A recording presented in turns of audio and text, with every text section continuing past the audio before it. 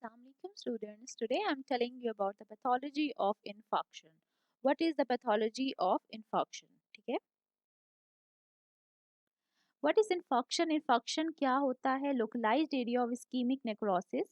जब आपके पास ischemia plus necrosis होती है किसी ऑर्गन की या टिश्यू की, तो आपके पास क्या होता है, जो आर्टीरियल ब्लड सप्लाई होता है, ये वीनस ब्लड सप्लाई, उसकी क्या हो जाती है, रिडक्शन हो जाती है. ठीक है.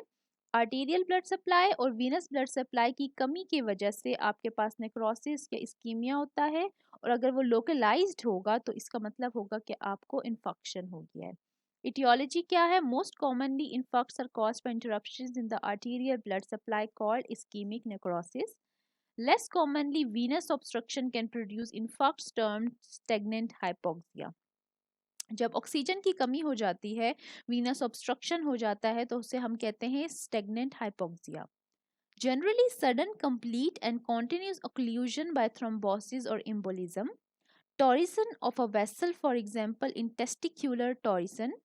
Traumatic rupture or vascular compromise by edema, for example anterior compartment syndrome, and the non-occlusive circulatory insufficiency. Pathogenesis क्या है? सबसे पहले क्या होगा, आपके पास लोकलाइज्ड हाइपरईमिया बनेगा. ठीक है. आपके पास जो लोकलाइज्ड हाइपरईमिया होता है मींस के ऑक्सीजन, जो ब्लड आरबीसी का लेवल है वो हाई होगा. Hyper means high, aemia means blood RBC. Oedema and haemorrhage resulting in oedema, जिसकी वजह से एडीमा हो जाएगा, मींस ज़्यादा फ्लूइड एक्युमुलेशन हो जाएगी और हेमरेज हो जाएगा. फिर कुछ सेलुलर चेंजेस आएंगी. जब आपके पास सेलुलर चेंजेस आएंगी तो क्या होगा, progressive proteolysis of necrotic tissue and lysis of red cell. Red cell की भी लाइसिस हो जाएगी और नेक्रोटिक टिश्यू की भी लाइसिस हो जाएगी, वो टूटना शुरू हो जाएंगे और एक एक्यूट इन्फ्लेमेटरी रिएक्शन स्टार्ट हो जाएगा जिसे हम कहते हैं हाइपरईमिया. फिर क्या होगा, जो ब्लड पिगमेंट्स होंगे वो हेमोलिसिस से बाहर निकल जाएंगे, लाइब्रेट रिलीज हो जाएंगे. प्रोग्रेसिव इनग्रोथ ऑफ ग्रेनुलेशन टिश्यू, और ग्रेनुलेशन टिश्यू ज़्यादा से ज़्यादा बनना शुरू हो जाएगा. ये पैथोलॉजी है, ये पैथोजेनेसिस है आपके पास इन्फेक्शन की. Pathological changes, grossly infect of solid organ. जो अगर आपके पास सॉलिड ऑर्गन बनता है, ठीक है, तो इन्फेक्ट बनता है सॉलिड ऑर्गन का तो वो वेज शेप होगा. ठीक है. लेकिन अगर आपके पास इन्फेक्ट बनता है due to arterial occlusion, arterial occlusion की वजह से इन्फेक्ट बनता है तो वो येलो कलर का होगा, और अगर वीनस ऑब्स्ट्रक्शन की वजह से होगा तो वो हेमरेजिक होगा, मीन्स वो रेड कलर का होगा. Most infarcts become pale later as the red cell are lysed, but permanent infarcts never become pale due to extensive amount of blood. Cerebral infarct, अगर आपको ब्रेन में इन्फेक्शन हो गया तो कैसे हम उसे हम क्या कहेंगे, उसे हम कहेंगे इंसफिलोमेलाइकिया. जो इंसफिलोमेलाइकिया होता है वो poorly defined with central softening. जो ब्रेन होता है उस पे जब इन्फेक्शन होगा तो हम उसे सेरिब्रल इन्फेक्शन कहते हैं. अगर रिसेंटली इन्फेक्ट हुआ है ब्रेन में तो वो क्या होगा, एलिवेटेड होगा ओवर द सरफेस, सरफेस के ऊपर उखड़ा उखड़ा हुआ पड़ा होगा. लेकिन अगर वो पुराना इन्फेक्शन है तो क्या होगा, वो सुखड़ा सा होगा और डिप्रेस्ड होगा under the surface of the organ, organ की सरफेस के अंडर होगा. अब आप ये पहचान लें कि जो आपके पास रीसेंट अभी अभी जो इन्फेक्शन हुआ है वो ऊपर की तरफ उभरा हुआ होगा, आपके पास जो पुराना इन्फेक्शन है वो नीचे की तरफ उभरा होगा. अब microscopically the pathognomonic cytological change in all infarct is coagulative necrosis of the affected area of the tissue और ऑर्गन. इसमें कोगुलेटिव नेक्रोसिस भी होता है, और अगर सेरिब्रल इन्फेक्ट हुआ है तो वो लिक्विफेक्टिव नेक्रोसिस से होगा. At periphery of infarct inflammation reaction is noted. सबसे पहले जो आपके पास इन्फेक्ट होगा उसमें इन्फ्लेमेशन रिएक्शन होगा, जो न्यूट्रोफिल्स होंगी वो आपके पास प्रीडोमिनेट हो जाएंगे. फिर क्या होगा, आपके पास जो नेक्रोटिक एरिया है वो रिप्लेस हो जाएगा फिब्रिस स्कार टिश्यू के साथ, जो कि हम शो करते हैं एज द डिस्ट्रॉफिक कैल्सिफिकेशन. और जो सेरिब्रल इन्फेक्ट होता है वो लिक्विफेक्टिव necrosis is followed by gliosis. आपके पास याद रखना है आपने कि जब भी आपके पास सेरिब्रल इन्फेक्शन होगा, ब्रेन में इन्फेक्शन होगा, तो वो लिक्विफेक्टिव नेक्रोसिस होगा, वो फ्लूइड की तरह होगा. ठीक है, फ्लूइड की तरह होगा, वो आपके पास सेरिब्रल इन्फेक्शन होता है. हमेशा सेरिब्रल इन्फेक्शन जो होता है वो फ्लूइड की तरह होता है, और बाकी जितने भी इन्फेक्शंस होते हैं, ऑल द इन्फेक्शंस वो कोगुलेटिव नेक्रोसिस शो करते हैं, मींस वो हार्ड टाइप होते हैं. लेकिन अगर ब्रेन में इन्फेक्शन है तो वो सॉफ्ट टिश्यू की तरह होगा. ठीक है. टाइप्स क्या है, वाइट इन्फेक्ट. अगर आपको एनीमिक इन्फेक्ट हुआ है ड्यू टू ब्लड ब्लड की कमी की वजह से तो वो वाइट इन्फेक्ट होगा. अगर हेमरेजिक इन्फेक्ट होगा तो वो रेड इन्फेक्ट होगा, और अगर सेप्टिक किसी शॉक की वजह से इन्फेक्ट हुआ है तो वो सेप्टिक इन्फेक्ट होगा। वाइट इन्फेक्शन में क्या होता है, आर्टीरियल ओक्लूजन, जो आर्टरीज हैं उसमें इब्नॉर्मेलिटी आ जाती है, सॉलिड ऑर्गन्स जो हैं वो कंपैक्ट हो जाते हैं और सर्कुलेशन में प्रॉब्लम्स आती हैं। और ये कहाँ कहाँ होता है, spleen, kidney, heart and brain में।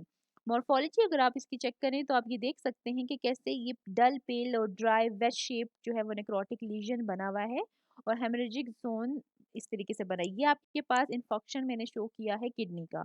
किडनी में जब इन्फेक्शन होता है तो ऐसे ड्राई पेल येलो कलर का जो है वो इन्फेक्शन शो होता है। ठीक है, ये वाइट इन्फेक्शन है, देखिए ये वाइट कलर में, वाइट एंड येलो में। नेक्स्ट है रेड इन्फेक्शन। रेड होता है आर्टरीज ओक्लूजन की वजह से, venous occlusion and loose tissue की वजह से। ये सर्कुलेशंस में जब प्रॉब्लम आती है लंग्स और स्मॉल इंटेस्टाइन में तो ये रेड इन्फेक्शन होता है। ठीक है, haemorrhagic infection of the lung, आप लंग का इन्फेक्शन देख सकते हैं, ये रफली वेज शेप्ड है, डार्क कलर का है, डार्क रेड है, सॉलिड एरिया है, और ये सारा का सारा आपके पास कोगुलेटिव नेक्रोसिस शो कर रहा है। सेप्टिक इन्फेक्शन क्या होता है, सेप्टिक होता है due to some bacteria. Bacteria जब आपके पास पस बना देते हैं, एब्सेस बना देते हैं, आपके पास सेप्टिक इन्फेक्शन हो जाता है। अब हम वन बाय वन सब पढ़ेंगे। लंग इन्फेक्शन क्या होता है, जब एम्बोलिज्म होती है पल्मोनरी आर्टरीज की। आपको पता है थ्रोम्बाई एम्बोलिज्म में क्या डिफरेंस होता है, जो आपके पास थ्रोम्बाई होता है वो एक जगह पे फिक्स्ड होता है, ठीक है, लेकिन जो एम्बोलिज्म होता है वो मूव करता रहता है। तो embolism of the pulmonary artery है में occur in patient who have इनएडिक्वेट circulation, जिसमें सर्कुलेशन की प्रॉब्लम्स आती हैं तो वो इन्फेक्शन जाके रुक जाता है। एम्बोलिज्म क्या होता है, जिसमें इन्फेक्शन रुक जाता है, ठीक है, एक जगह पर। थ्रोम्बाई जब वो घूमता रहता है। अब ये देखिए लंग्स के अंदर इन्फेक्शन आके रुक गया है, तो क्रोनिक लंग डिजीज में या कंजेस्टिव हार्ट फेलियर में इन्फेक्शन जो होता है मींस कोई एक बड़ा टुकड़ा जो होता है वो आगे बीच में कहीं फंस जाता है, जिसकी वजह से आर्टरीज ब्लॉक हो जाती हैं, वेन्स ब्लॉक हो जाती है और इन्फेक्शन हो जाता है, ब्लड सप्लाई नहीं पहुंच पाती ऑर्गन को और आपके पास इन्फेक्शन हो जाता है। ठीक है, then pulmonary infarction due to thromboembolism, ये आप देख सकते हैं कि जब लंग्स में इन्फेक्शन होगा तो कैसे शो होगा। ग्रॉसली आप जब देखें तो वेज शेप्ड होता है, एंड कट सरफेस, अगर आप उसकी सरफेस को कट करेंगे वो तो डार्क पर्पल शो करेगा। ठीक है, shows blocked vessel near the apex of infarcted area. Old organised and healed permanent infarct appear as retracted fibrous scars. Microscopically आप देखेंगे तो क्रेस्टिस्टिक हिस्टोलॉजिकल फीचर शो करेगा coagulative necrosis of the alveolar wall. सबसे पहले initially neutrophil के साथ। ठीक है, देन आपके पास किडनी इन्फेक्शन आ जाएगा। किडनी में अगर इन्फेक्शन होता है तो उसको हम थ्रोम्बो इम्बोलाई कहते हैं, और ये किस वजह से होता है, रीनल आर्टरी ऑस्टियोक्लोरोसिस की वजह से, आर्थराइटिस की वजह से, और सिकल सेल एनीमिया इसकी मेजर कॉज है। सिकल सेल एनीमिया की वजह से किडनी में इन्फेक्शन हो जाता है। देखें किडनी का स्ट्रक्चर कैसे हो गया। अगर आप माइक्रोस्कोपिकली देखेंगे तो आपको दिखेगा कि ये कोगुलेटिव नेक्रोसिस इसके अंदर शो हो रहा है। ठीक है, ग्लोमेरुलाई में कोगुलेटिव नेक्रोसिस हो रहा है। सेम वही फंक्शन है कि सबसे पहले इन्फ्लेमेटरी रिएक्शन होगा, देन मैक्रोफेजेस प्रीडोमिनेट हो जाएंगे। यहाँ पर भी आप देख सकते हैं, अगर आप इसकी सरफेस फर्स्ट 2 to 3 डेज में कट करते हैं तो ये आपको शो होती है रेड और कंजेस्टेड, देन उसके बाद वो टर्न हो जाएगी वन पेल येलो में। ठीक है, अगर एक हफ्ते के बाद आप देखेंगे तो उसकी सरफेस क्या होगी, डिप्रेस्ड हो जाएगी। देखें क्रोनिक और एक्यूट में ये डिफरेंस होता है कि जो क्रोनिक होता है वो डिप्रेस्ड होगी सरफेस, एनीमिक होगा, और जो एक्यूट होगा मीन्स जो नया नया ताज़ा ताज़ा होगा वो रेड होगा। Then infection in spleen, spleen में इन्फेक्शन होगा तो आपके पास क्या होगा कि स्प्लीनिक आर्टरीज जो होती हैं वो ओक्लूजन शो करती हैं स्प्लीनिक आर्टरीज की। मोस्ट कॉमन जो है वो थ्रोम्बोएम्बोलाई अराइज होता है हार्ट से, और इसकी कॉजेज ये मैंने डिस्क्राइब की हुई हैं, लाइक वेजिटेटिव इंडोकार्डाइटिस जिसमें इन्फ्लेमेशन हो जाती है इंडोकार्डियम ऑफ द हार्ट में, मायोकार्डाइटिस जिसमें इन्फ्लेमेशन हो जाती है मायोकार्डियम में, और मायोकार्डियल इन्फेक्शन। मैक्रोस्कोपिकली अगर आप देखते हैं तो इसमें कोगुलेटिव नेक्रोसिस शो होता है और श्रंकन फिब्रिस स्कार नजर आता है। इसकी वजूहात क्या हो सकती हैं, sickle cell anaemia, arthritis, Hodgkin disease, bacterial infections, और बहुत सारे इसके मल्टीपल कॉजेज हो सकते हैं।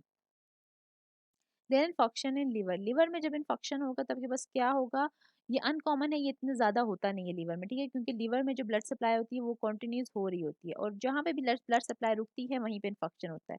तो वैसे ये इतना कॉमन नहीं है लेकिन हो भी सकता है।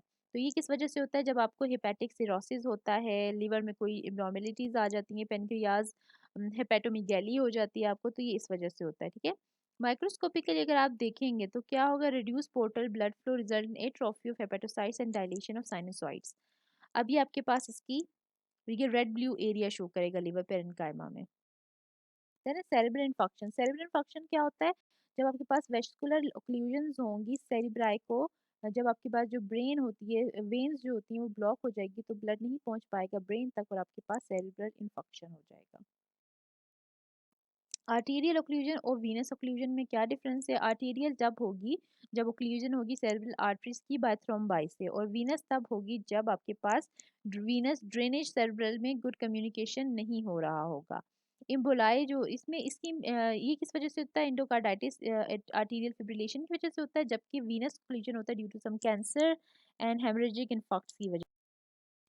ये आपके पास इसकी मैकेनिज्म भी आप कह सकते हैं। इनिशियली क्या होता है? Eosinophilic neuronal necrosis and lipid vacuolisation produced by breakdown of myelin, infiltration by neutrophils. Then after the 2 to 3 days, progressive invasion by macrophages, astrocyte and vascular proliferation.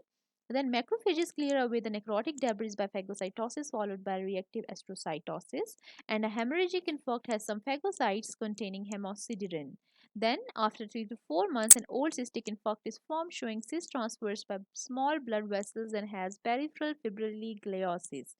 Some cavitary infarcts are called calcaneal infarcts and are commonly found as a complication of systemic hypertension. Then you have a myocardial infection. जब आपके पास heart में infarction होगा तो क्या होगा?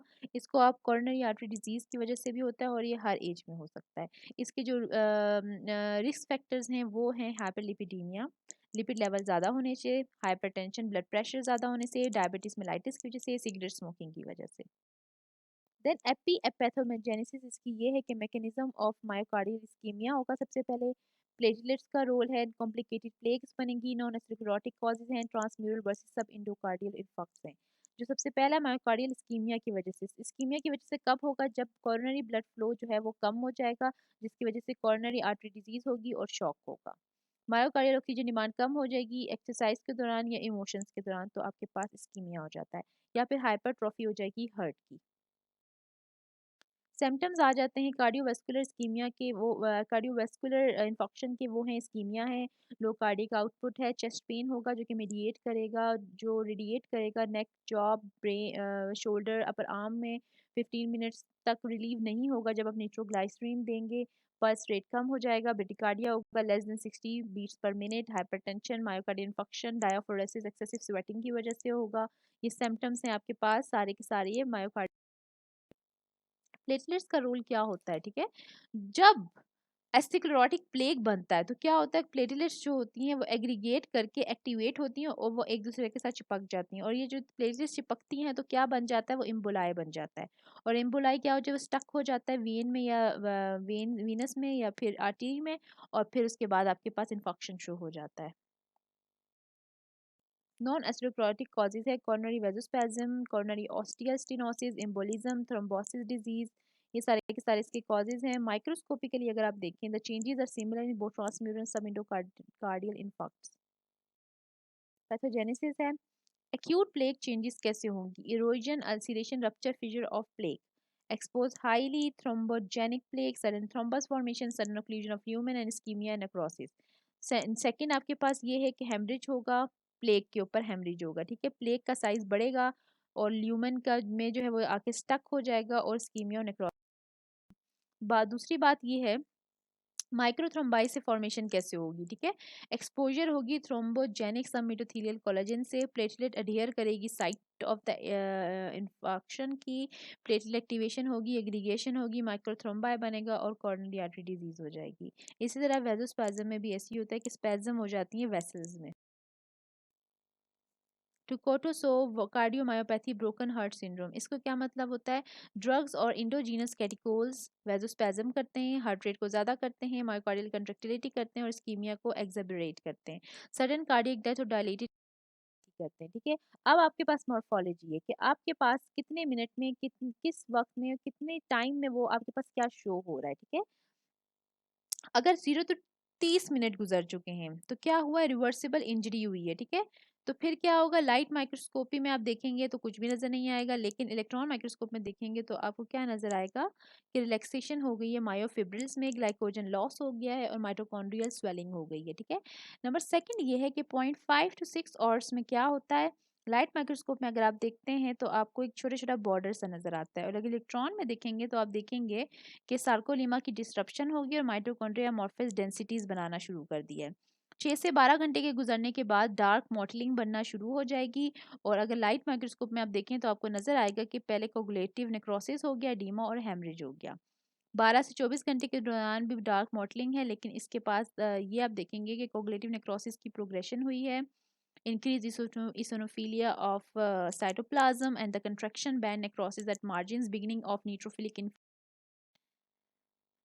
1 से 3 दिन गुजरने के बाद आप देखेंगे ये येलो हो गया है, ठीक है।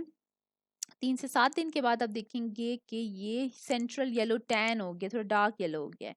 7 टू 10 डेज़ के बाद आप देखेंगे कि ये डार्क सॉफ्ट येलो हो गया है, और क्योंकि इसमें फेगोसाइटोसिस हो जाती है डेड सेल्स की, और 10 से 14 दिन में आप देखेंगे कि ये डिप्रेस्ड हो गया है और रेड ग्रेइश कलर में 2 से 8 हफ्तों के बाद आप देखेंगे कि ये क्या हो गया, स्कार सा बन गया है और सारा का सारा कोलेजन डिपोजिशन हो गई है, और 2 महीने के बाद आप देखेंगे तो आपको नज़र आएगा स्कार कंप्लीट हो गया है और कोलेजन स्कार बन गया। वो बिल्कुल एक स्कार सा बन जाता है, जहाँ पे इन्फेक्शन होता है, डार्क ब्लैक हो जाता है, ठीक है।